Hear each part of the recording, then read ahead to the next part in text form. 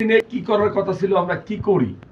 এই যে জন্মদিনে আমরা এরকম কেক খাই, রাত্রেবেলা গিয়া পেট ভরে ঝোলা ভরে ফাস্ট ফুড, জাঙ্ক ফুড বা আমরা চাইনিজ খাই, বা বাসায় খেলে অনেক গরুর মাংস, প্রচুর রিচ খাবার খাই। তাতে কি হয় জানেন?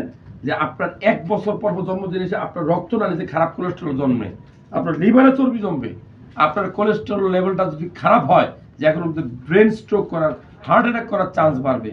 অথচ জন্মদিনে করা উচিত ছিল কি, যে আপনার রক্তের কোলেস্টেরল ঠিক আছে কিনা দেখা উচিত ছিল। প্রত্যেকটা জন্মদিনে যদি আপনি কিছু গুরুত্বপূর্ণ টেস্ট করেন, ডায়াবেটিস বাড়লো না কমলো, serum creatinine level, kidney test বাড়লো না কমলো, রক্তনালীতে কোলেস্টেরল, খারাপ কোলেস্টেরল বাড়লো না কমলো, আপনার লিভারের এসজিপিটি বাড়লো না কমলো, আপনি আল্ট্রাসাউন্ড করে দেখেন কিডনির পরিস্থিতি কি, কিডনিতে পাথর হইলো, আপনার প্রস্টেটটা বড় হইলো। আসলে মূলত যে জন্মদিনে আপনি কিছু গুরুত্বপূর্ণ টেস্ট করবেন, যে টেস্টগুলো করে আপনার এই দেহটা দেখবেন, এই রিপোর্টগুলো যত্ন করে রেখে দিবেন। আবার যদি আল্লাহ বাঁচায় রাখে পরের বছর কি আপনি আবার টেস্ট করবেন, এই দুইটা কম্পেয়ার করবেন। গত ৫ বছর ১০ বছর কম্পেয়ার করলে আপনার সম্পর্কে আপনার ধারণা চলে আসবে। যাই হোক, নতুন একটা আইডিয়া দিলাম, জন্মদিনে কেক কাট আর যাই করেন, এই রিপোর্টগুলো নিজের একবার কইরা অন্তত নিজেকে যাচাই করবেন কেমন।